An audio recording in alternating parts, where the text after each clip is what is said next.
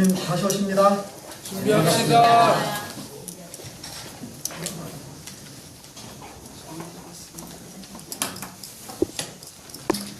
갈라디아서 6장 17절 말씀입니다. 이후로는 누구든지 나를 괴롭게 말라. 내가 내 몸에 예수의 흔적을 가졌노라. 여기서 오늘 말씀의 제목 예수의 흔적을 제목으로 선택을 했습니다. 흔적이라는 말, 스티그마입니다. 이 말의 뜻은 낙인이라는 뜻을 갖고 있습니다. 여러분, 낙인을 아십니까? 이렇게 농장주들이 자기의 짐승과 이웃집 짐승과 섞이지 않도록 구분하기 위해서 이렇게 몸에다가 낙인을 찍었습니다. 이게 낙인을 찍는 도구지요. 농장마다 이런 이 낙인들이 구분할 수 있도록 다르게 되어 있습니다. 그래서 그 낙인이 찍혀 있으면 훔쳐갈 수가 없습니다. 소도둑들 훔쳐가도 이 낙인 때문에 드러날 수밖에 없습니다. 이 낙인은 짐승에게만 찍은 것이 아니라 사람에게도 찍었습니다. 한때 유명한 드라마 춘호에 나오는 이게 두 사람입니다. 이 남자의 얼굴에다가 이 노예 노자를 새겨 넣었고 이 여자 주인공에다가 노비 빗자를 새겨 넣었습니다. 실제로 이렇게 얼굴 땀에다가 했는지는 역사적으로 분명치는 않습니다. 하여간에 사람에게도 이렇게 낙인을 찍었습니다. 이렇게 한번 낙인이 찍히면 그 사람은 그 낙인을 지울 수가 없듯이 평생 그 노예 신분으로 살아가고 또 그 낙인을 찍은 그 주인의 종처럼 노예처럼 그렇게 충성하며 살아야 하는 것이 이 낙인 찍힌 짐승이나 사람의 운명이었습니다.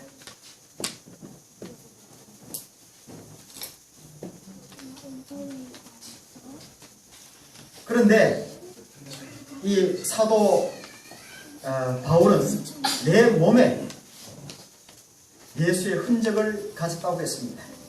그리스도의 낙인이 찍혔다고 고백합니다. 그래서 바울은 그리스도를 위하여 산다고 그렇게 고백을 합니다. 여러분, 이 사람을 아십니까? 이 바보 의사 안수연입니다. 혹시 들어보신 분 계시나요? 한 분 계시네요. 이 영상도 보셨나요? 보여드리겠습니다. 의사니까 바보가 의사 될 수는 없겠지요.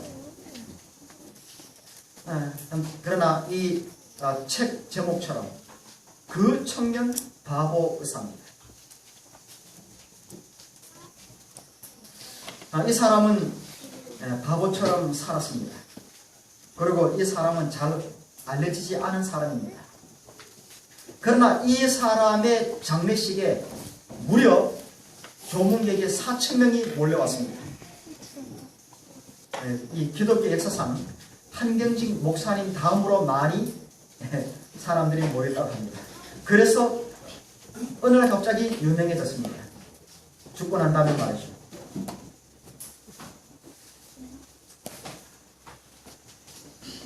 그 장례식장에 좀 나이가 좀 드신 한 분이 좀 허름한 차림으로 와서 영정사진을 끌어안고 통곡을 했습니다. 사람들이 좀 당황을 했습니다. 누구냐고 이렇게 물었습니다. 그랬더니 그 사람은 이 고대 안암병원 그 입구 앞쪽에 구두 닦는 분입니다. 그런데 매일 아침 그리고 퇴근할 때마다 지나면서 따뜻하게 인사를 하고 자기에게 인사를 하고 지나가는 유일한 의사 선생님이라고 얘기를 했습니다. 나를 사람으로 대해준 유일한 사람이라고 고백을 했습니다. 한 간호사가 아주 비싼 약병을 깨뜨렸습니다. 충분히 문제될 수 있는 상황이었습니다. 조용히 항구시키고는 자기가 잔업을 해서 그 부분을 해결하는 사람입니다.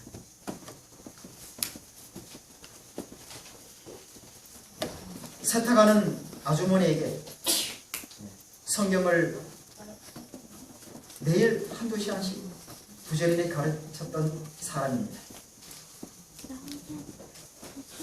한 아이에게 한 약속을 지키기 위하여 태어나버린 그 아이를 위하여 서울서 부산까지 개차를 타고 선물을 전해주고 돌아온 청년입니다.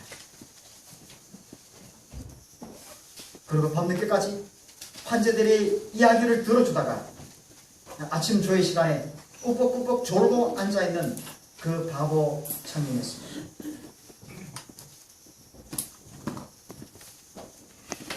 그에 관한 영상을 우리 하나 보여드리겠습니다.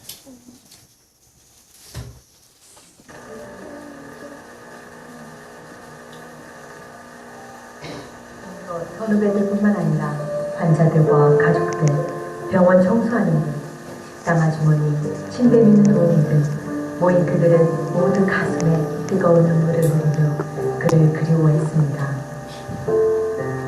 그는 매일 밤 회진을 돌며 조용히 제 손을 잡고 이 사람에 대한 이제 간증하는 사람들의 그뿐이 경우 아니라 처음에는 거부감이 들고 불쾌하기까지 했지만 어느 날부터 그 청년 의사를 기다리게 되었고 그 청년 의사가 믿는 그 예수님을 한번 믿어보고 싶어졌습니다. 암투병 중인 남편을 간호한다. 또 다른 사람의 지쳐 있었는데 고백입니다. 그 청년 의사가 다가와 성경책 한 권과 찬양 테이프를 전해주고 갔습니다. 밤새 찬양을 듣고 성경책을 읽으며 얼마나 큰 위로와 힘을 얻었는지 정말 하나님께서 제게 보내주신 천사였습니다.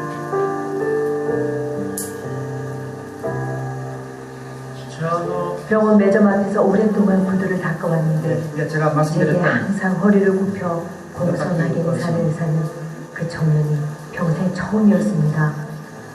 그 겸손한 모습에 예수 믿는 사람들을 다시 보게 되었습니다. 그 청년 의사는 퇴원하여 집에서 투병 중인 아들을 잊지 않고 찾아와 늘 격려해주고 꿈을 심어주었습니다. 아들은 아직 침대에 누워있지만 이제 다른 사람들과 교회들, 열방을 위한 중보기도자가 되었습니다. 일일이 다 열거할 수 없는 수많은 사람들에게 사랑을 나눈 그 청년 의사는 바로 고려대학교 의과대학병원의 내과 전문의였던 안수연 형제입니다. 의사로서 심히 바쁘고 분주한 가운데서도 그는 늘 마음의 귀를 열어 환자들의 얘기를 들어주었고 죽음을 맞이하는 환자의 가족들을 위로하기 위해 명한실을 찾기도 했습니다. 돈이 없는 환자 대신 병원비를 내어주기도 했으며 2000년도에 있었던 전국 의사파업대회는 수많은 비난과 불이익의 위협 속에서도 홀로 병원에 남아 밤을 새우고 끼니를 걸러가며 환자들을 지켰습니다. 2006년 33세에 하나님의 부르심을 받기 전까지 그는 평생 참 의사로서 청년 모임과 성경 공부 인도자, 주일학교 교사, 성가대원으로서 하나님께 우선순위를 두고 늘 예수님을 닮기 위해 자신의 모든 것을 아낌없이 나누어 주었습니다. 비록 예수님과 같은 짧은 삶이었지만 그의 소망대로 하나님은 그를 통해 수많은 사람들에게 생명을 전하게 하셨고 그를 수많은 사람들이 예수님을 기억하도록 돕는 매체가 되게 하셨을 뿐 아니라 그를 만난 사람들의 마음속에 이제 그의 삶을 예수님의 흔적으로 남게 하셨습니다. 그 높은 길로 가기 예. 이 청년은 군의관으로 동무하다가 33살 예수님과 똑같은 나이에 유행성 출혈로 세상을 떠나게 되었습니다. 이 친구가 편지를 쓸 때마다 항상 마지막에는 스티그마 안수현 이렇게 적었다고 합니다. 그는 예수의 흔적을 가졌고 또 예수의 흔적으로 살아가기를 원했습니다. 그래서 친구들이 그를 부르는 별명이 스티그마 안수현이었습니다.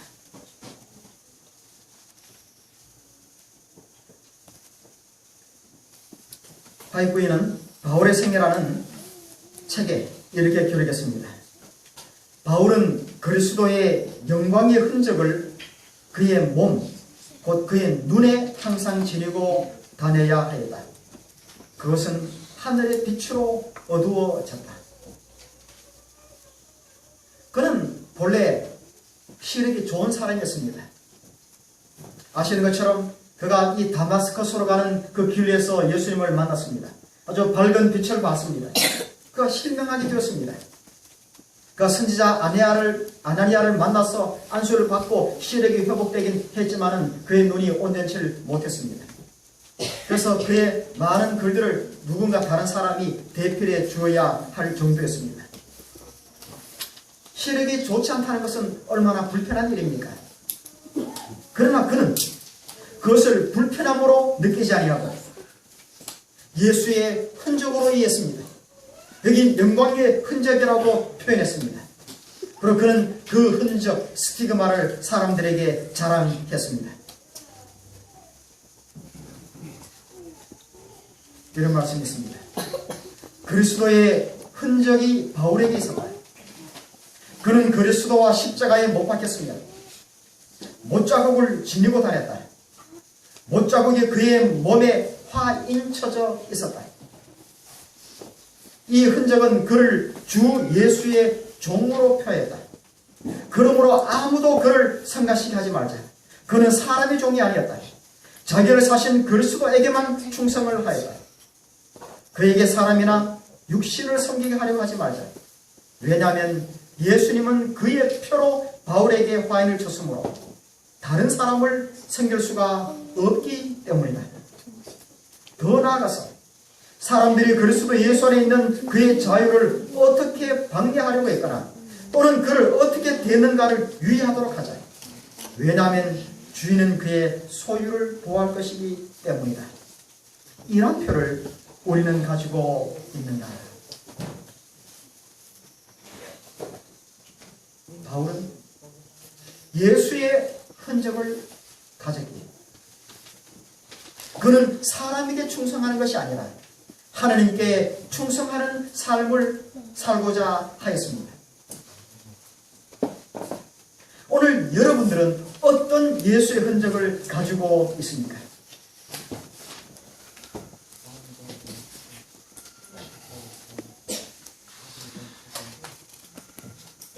제 이야기를 잠깐 해드리려고 합니다. 저희 집안은 신앙적으로 좀 자랑할 만한 집안입니다.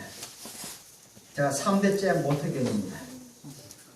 그리고 저희 할아버지는 고인이 되셨지만 저희 앞에서는 저희 할아버지를 모르시면 좀 간첩 비슷한 사람입니다. 저희 형님이 목회하고 있고 제 사촌 형제 둘이 목회하고 있고 제 막내 삼촌이 목회하고 있습니다. 저희 집안에 목회자가 5명입니다. 이 정도면은 괜찮은 집 아닙니까? 저도 어릴 때는 안식일 학교 안 가고 교회 갔습니다. 월요일날 참 선생님한테 맨날 손바닥 맞았습니다. 근데 저희 아버님께서 제 5학년 때 돌아가셨습니다. 저희 형님은 이제 삼양학교를 가셨고 저희 집안일을 제가 해야 했습니다. 바쁘게 살았습니다. 열심히 살기는 살았는데 한 몇 년 지나다 보니까 안식일도 안 지키게 되고 이제 신앙도 다 까먹고 그렇게 되었습니다. 이제 중학교가 마치게 되었습니다. 저희 어머님이 정신이 번쩍 드셨나 봅니다. 이래가지고는 이 신앙 다 잊어먹고 하나는 못 가겠다. 이렇게 생각이 드셨나 봅니다. 그러나 이미 그때는 저는 사실 신앙을 다 까먹었는데 말이죠. 그래서 저희 어머님이 저를 신앙 교육시키고자 삼육학교를 보내셨습니다. 제가 뭐 가게는 갔지만은 신앙은 없었습니다. 제가 한 번은 안식일날 교회 안 갔더니 그때 저희 이제 담임 선생님이 그때 성경 선생님이셨고 그다음에 목회로 나오셨고 뭐 이런 게 여러분 다 아십니다.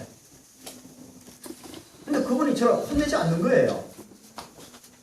이유가 뭐냐면은 김윤상 얘는 종교성이 없는 아이. 종교성이 없는 아이니까 뭐 혼내지도 않더라고요. 그래서 저는 종교성이 없는 아이가 되었습니다. 난 종교성이 없나 보다.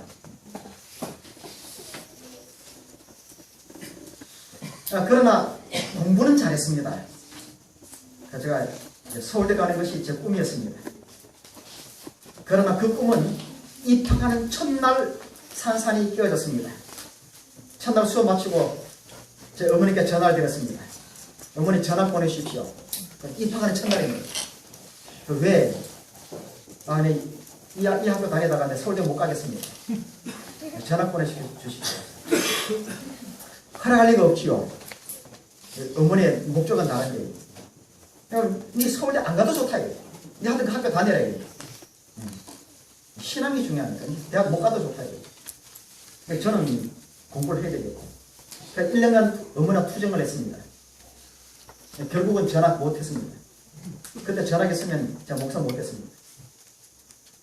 제가 그때 월말고사라는 게 있었는데 제가 3월말 교사를 답을 제가 1, 2, 3, 4, 1, 2, 3, 4 썼습니다. 수학 주관식이 있어가지고 몇 개 풀었더니 세상에 꼴찌 안 하더라고요. 제 밑에 둘이 더 있더라고요.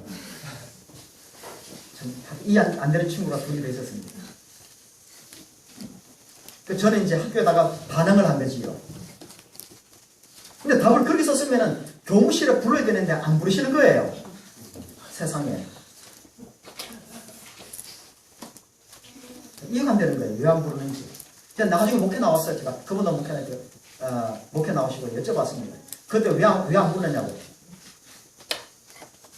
그때 그분이 그러더라고요. 뭐 그런 내가 한둘이냐 이러시더라고요.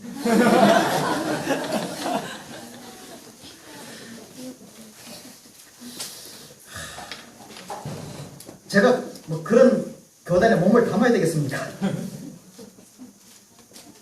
근데 하여간에 제가 계속 나락으로 떨어졌습니다. 그래도 중학교까지는 비록 사학에 다녔지만은 모범생이었고 공부도 잘했고 선생님 사랑도 좀 받았고 그랬는데 이 고등학교 와서 전혀 다른 삶을 살게 됐습니다. 거의 날마다 추락을 했습니다. 어디까지 추락했는가? 거의 무적행에까지 추락을 했습니다. 저는 무적행을 그렇게 이해합니다.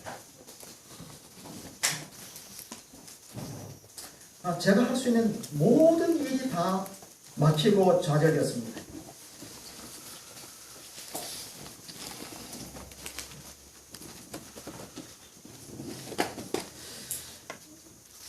뭐 학교 다니다가 제 잘못도 없는데 제가 또 정말 먹었어요. 지금 생각해도 억울해요. 잘못도 없는데 덤태기로 그냥 정막도 먹고 학교 안 다니려고 그랬는데 안 되더라고요. 다녔습니다.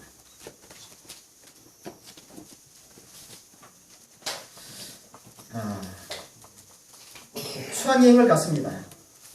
우리 친구 몇 명하고 이제 경주로 수학여행을 갔는데 술을 몇 병 샀습니다. 오늘 저녁에 먹고 한번 심하게 놀아보자.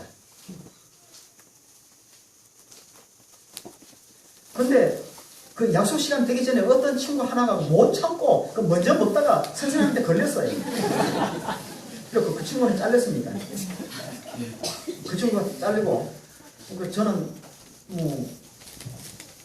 안 먹었으니까 안 잘랐습니다. 희한하더라고요.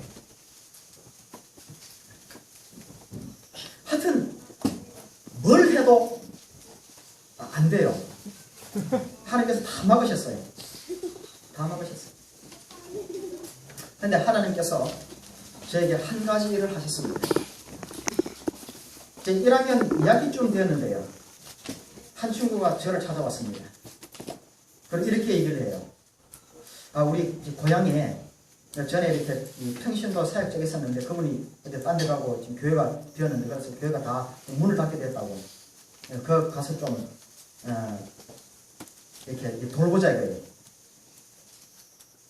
저 몇 학년이라고요? 고1 때. 제가 허락하겠습니까? 안 하겠습니까? 그 종교성이 없는 아이가, 신앙도 없는 아이가 그 허락하겠습니까? 근데 하여튼 그런 저를 찾아온 그 친구도 하여튼 이해 안 되는 친구고, 근데 그 말을 듣고 제가 거절을 못했습니다. 오케이 했어요. 약속을 지켜야 되잖아요. 네, 갔습니다. 제가 한 1년 가까이 갔습니다. 갔더니 이제 하여튼 우사를 이렇게 개축해가지고 예배당으로 이렇게 꾸몄는데 할머니 한 분 계시더라고요. 다 흩어지고. 9월짜리가 할 때 뭐 했습니까? 오전에 그 할머니하고 그 친구하고 제가 셋이서 예배 드리고 오후에 이제 어린이들 모아가지고 어린이 분교했습니다. 하여튼 1년은 버텼는데 그것도 믿음이 없으니까요. 더 이상은 못 버티겠더라고요. 그래서 이제 1년 만에 포기했습니다. 이제 포기하고 이제 또 쉬고 있습니다. 학교에서는 여전히 종교성이 없는 아이죠. 근데 좀 지났는데 이제 2학년이 그래 2학년이 됐죠. 2학년 또 2학기쯤 되니까 또 한 친구가 저한테 찾아와서 뭐라고 하냐면은 야 내가 다니는 교회에 지금 학생반이 있는데 좀 누가 리더가 좀 한 명이 더 붙여주면 좀 되겠는데 한 사람이 필요하다 이거 좀 도와달라 이거. 안 그래도 지금 믿음 없어서 포기한 사람이 그 예스 하면 되겠습니까? 할 이유가 없잖아요. 근데 그때 그것도 거절을 못했습니다. 신기해요. 둘 다 지금 교회 안 다녀요. 그 1학년 때 그 친구는 저 경원대 경제과 나와가지고 국민은행 무슨 지점장 하고 있어요. 그 두 번째 친구는 건국대 법대 가가지고 뭐 구청에 공무원으로 근무하고 있어요. 교회 안 다녀요. 근데 둘이 그때는 열심히더라고요. 하여튼 이 친구 따라가지고 또 교회 갔습니다. 그래서 뭐 학생반에 몇 명 있는데 그때 제가 이제 그러니까 고3이 됐죠. 고3 가서 예배 드리고 이제 이 찬양 때도 하고 찬양 여기다 들려줄까요? 그래도 뭐 음치 비슷해가지고 노래 부르면 오후에 목 쉬고 저녁 때면 거의 목 쉬고 있어. 또 오후에 이제 학생반하고. 근데 고3인데 학생반인데 그 친구가 둘이 교사 역할을 했어요. 교사 노릇하고. 이렇게 보냈어. 하여튼 그 두 개만 하여튼 이렇게 신앙적으로 되고 나머지는 뭐 어떤 몸부림을 쳐도 하여튼 안 되더라고요. 근데 이제 시험을 쳤습니다. 제가 공부를 잘했겠습니까? 못했겠습니까? 이제 공부를 얼만큼 잘했냐면은 그때 내신이 15등급으로 나눌 때에 우리 일과는 한 클래스밖에 없었기 때문에 1등 한 명, 15등급 한 명, 그 다음 2등급 둘이, 14등급 둘이. 제가 내신이 몇 등급이냐면 13등급이었습니다. 네, 몇 등인지 나오시죠? 근데 시험을 쳤는데 점수가 너무 잘 나왔어요. 저도 놀랐습니다. 수학 말이죠. 그때 제가 이렇게 분석해 보니까 그래도 서울에 있는 사는제 대학을 가려면은 그때 국어, 영어, 수학 50점이 배점이 50점이 만점인데 그 중에 합쳐가지고 120점 이상이 나와야 서울에 사는제 대학을 갈 수가 있어요. 그래서 목표가 이제 그 120점을 넘는 건데 수학 문제 풀어보니까 풀어가지고 복에 답 있는 거 보니까 두 문제밖에 없어요. 4점이. 근데 제가 그때 학력고사 점수 몇 점을 받았게요? 34점 받았습니다. 복이 있는 거는 2개밖에 없었는데 하나님 저에게 30점을 더 주셨습니다.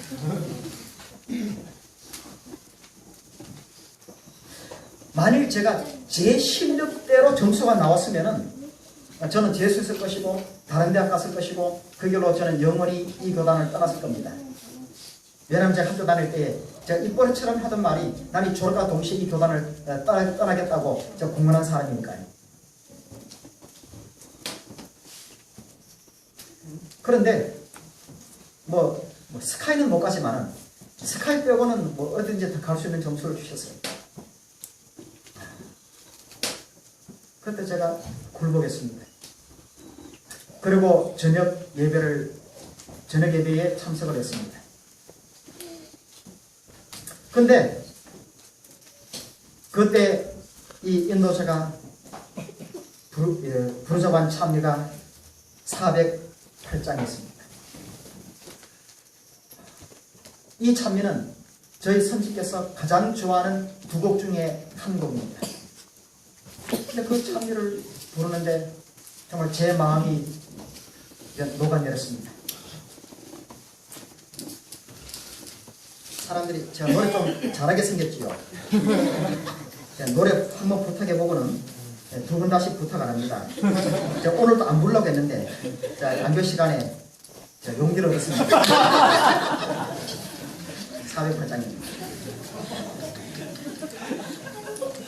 내 너를 위하여 몸 버려 피 흘려 내 죄를 속하고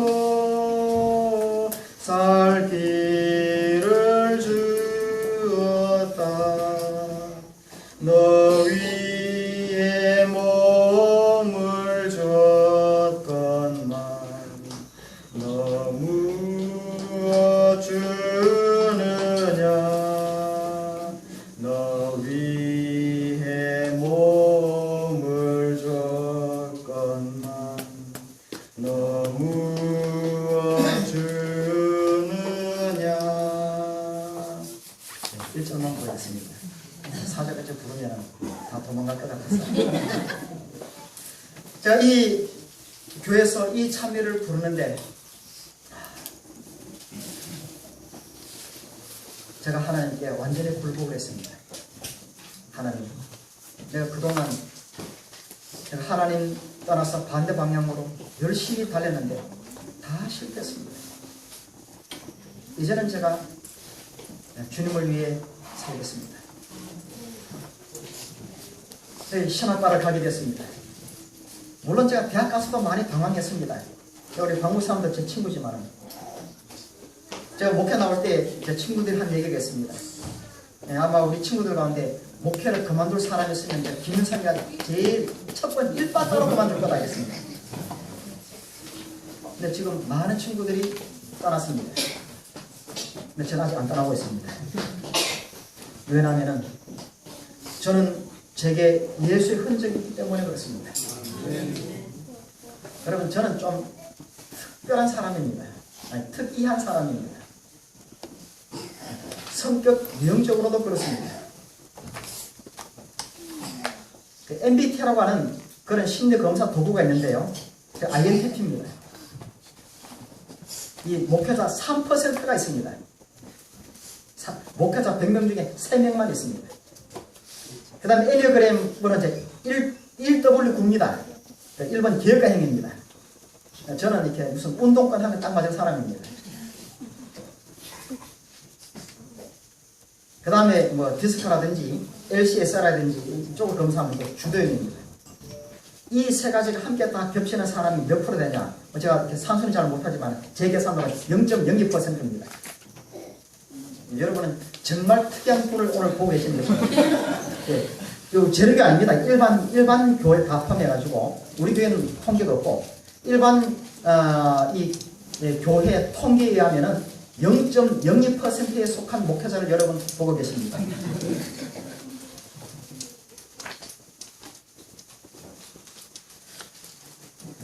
잘하겠습니까? 못하겠습니까? 제가 참 말썽을 많이 부립니다. 자, 그러나 저는 예수의 종이기 때문에, 사람의 종이 아니기 때문에 저는 이 길을 갈 수밖에 없습니다. 저는 다른 길을 갈 수가 없고, 또 이미 말씀드린 것처럼 간다 한들 하나님께서 허락하지 않으십니다. 어떤 분이 저보고 그래요. 목사님은 교수로 가시지 왜 목회 나오셨어요? 불러줘야 가지고. 그래서 저는 뭐 교사라고 목회 나온 게 아니거든요. 하나님께서 저를 부르신 길은 그 길이 아니거든요.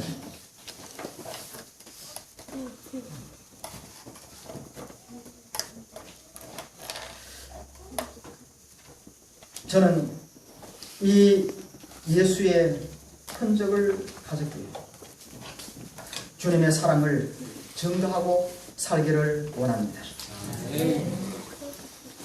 여러분, 이걸 어떻게 읽어야 합니까? 라틴어입니다.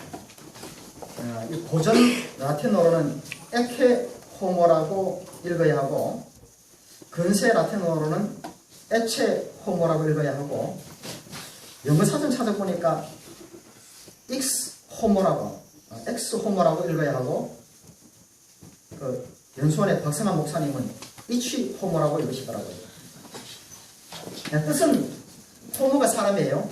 호모 사피엔스, 사람입니다. 이 사람을 보라, 이 말이에요.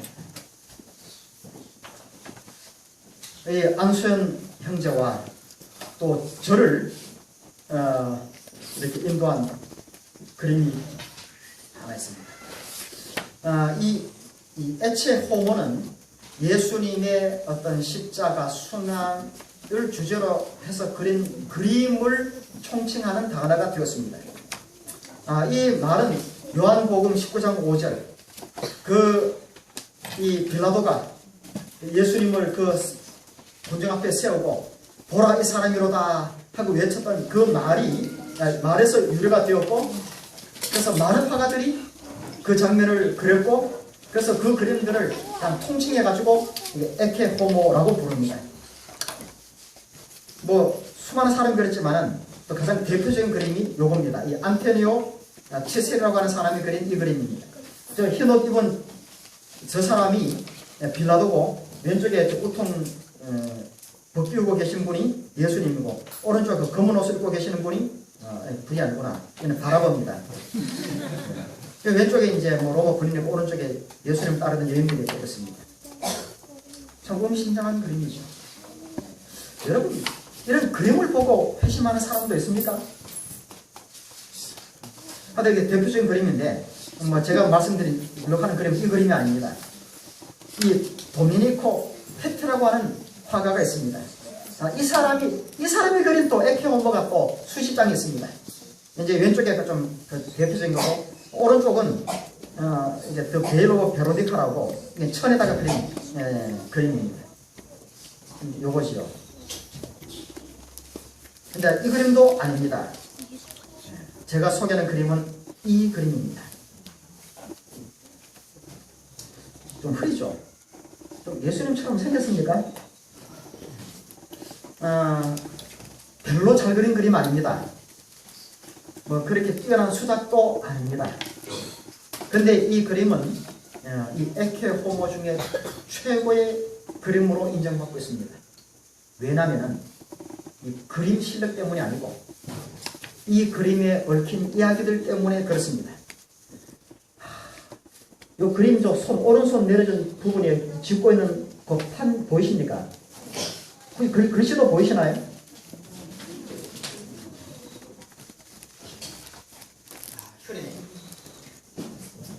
제 노트북에는 좀 희미하게 보이는데 안 보이네요. 저 글씨가 있어요. 저 그림 밑에 글씨가 있습니다. 무슨 글씨가 있냐면은 이런 글씨가 있습니다. 이거 어떻게 읽어야 되나요? 에고 프로테 하 엑 파수스 순투 베로 피 페치스키 프로 네, 뭐 이렇게 하여튼 뭐 정말지 모르겠습니다. 이 이탈리아 말입니다.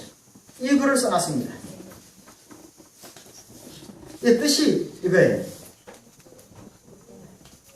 나는 너 위에 이것을 했건만 너는 날 위해 무엇을 했느냐. 화가가 이 문구를 이 그림 밑에 적어놨습니다.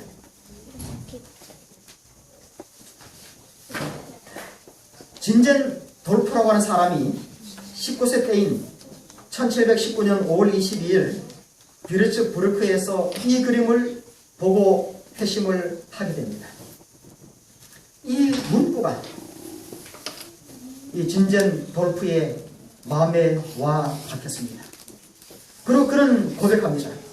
오랫동안 당신을 사랑했지만 당신을 위해 어떤 것도 행하지 못했습니다. 지금부터 저는 당신이 이끄시는 어떤 것이라도 행하도록 하겠습니다. 이 그림 앞에서 그렇게 결심을 했다고 합니다. 이 사람이 진젠돌프 백작입니다. 이 사람이 얀 후스의 후예인 모라비안 교도를 만나서 모라비안 형제회를 창시하게 됩니다. 이것은 개신교 최초의 교단이며 1732년 최초로 선교사를 파송했습니다. 그리고 150년간 2158명의 선교사를 파송했습니다. 여러분, 우리나라에 누가 처음 기독교 복음을 전했는지 아십니까? 많은 사람들이 그 장로계 언더우드나 아펜젤러나 그런 사람을 기억하고 있어요. 아니, 1832년 7월 한국 최초의 선교사인 귀치 라프라고 하는 이 사람이 우리나라 서해안으로 들어왔습니다. 이 사람이 우리 한국 최초의 기독교 선교사입니다. 그 사람들보다 한 70년 빨리 들어왔습니다. 그리고 그 유명한 거원의 아버지 조지 밀러를 회심시켜서 영국으로 보냈습니다.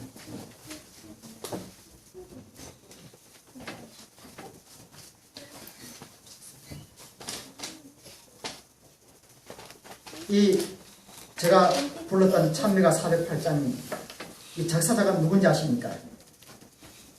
참여를 보시면 프란시스 R. 하버갈이라고 작사자 이름이 기록되어 있습니다. 여자분 같습니다. 이분이 1858년 düsseldorf에서 아까 그랬 이 패티의 그림 에케 호모 그 그림을 보고 정말 마음에 감동을 받았습니다. 이 사람도 다시 한번 회심을 경험하게 되었습니다. 그리고 그 회심의 그 감흥을 시로 적었습니다. 근데 시로 적었는데 적어놨으니까 별 마음에 집에 와서 보니까 마음에 안 들어요. 그래서 벽나무 속에 집어 던졌습니다. 근데 이게 벽나무 바람이 이렇게 들어오면서 벽나무 속에 집어 던졌던 이게 도로 그냥 날아 나온 겁니다. 그래서 그냥 탁 집어내놨어요. 근데 오늘 이제 친구가 놀러와서 그 보고는 시가 너무 좋다는 거예요. 너무 좋다고.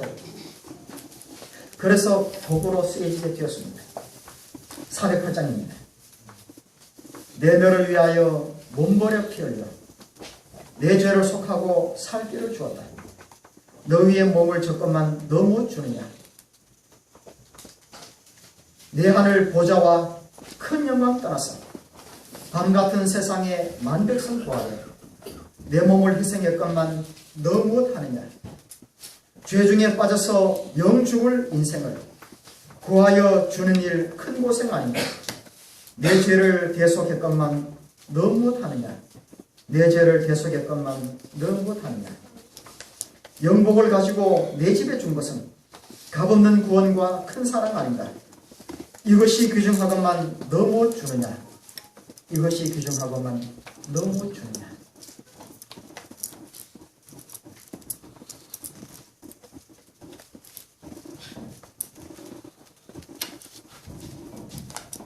하여튼이 이런 말씀이었습니다.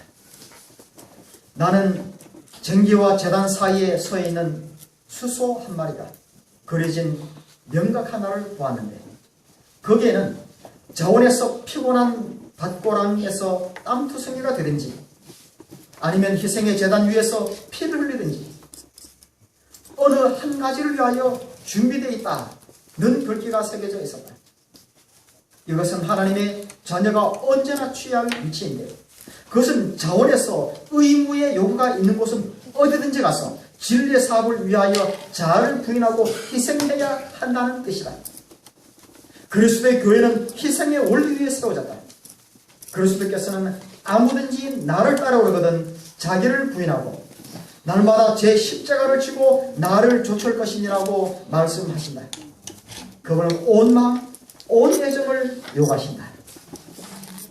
아마 하이분이 계시 가운데 본 것인지 나는 역사적인 한 장면을 보신 것인지는 모르겠습니다. 수소 한 마리가 새겨진 하나의 명각 판을 하나 보게 됩니다. 그 밑에 글이 쓰여 있습니다. 어느 한 가지를 위하여 준비되어 있다. 오늘 시간 여러분 마음의 눈을 통해서 여러분 마음의 마음판에 새겨진 이 글귀를 보게 되시길 바랍니다.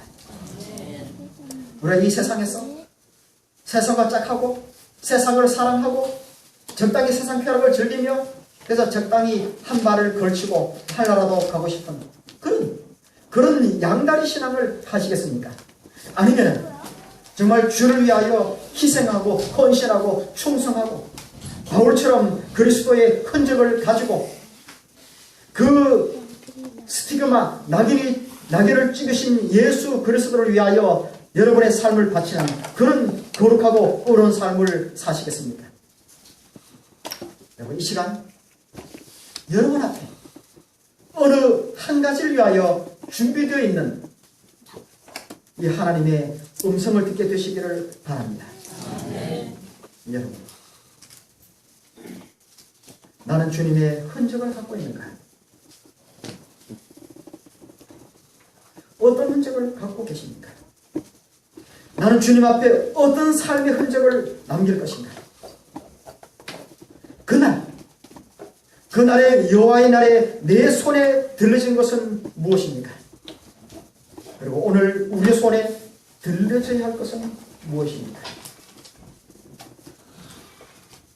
그 청년 바보사 그는 예수의 흔적을 가지고 사람들에게 자기의 이름을 예수의 흔적이라고 스티그마 안수현이라고 쓴 것처럼 오늘 우리의 얼굴에 새겨진 것, 우리의 마음에 새겨진 것, 우리의 입술에 새겨진 것은 무엇입니까? 우리 얼굴에서, 우리 입술에서 예수의 흔적이 보여지게 되시기를 바라며 오늘 말씀을 마치겠습니다.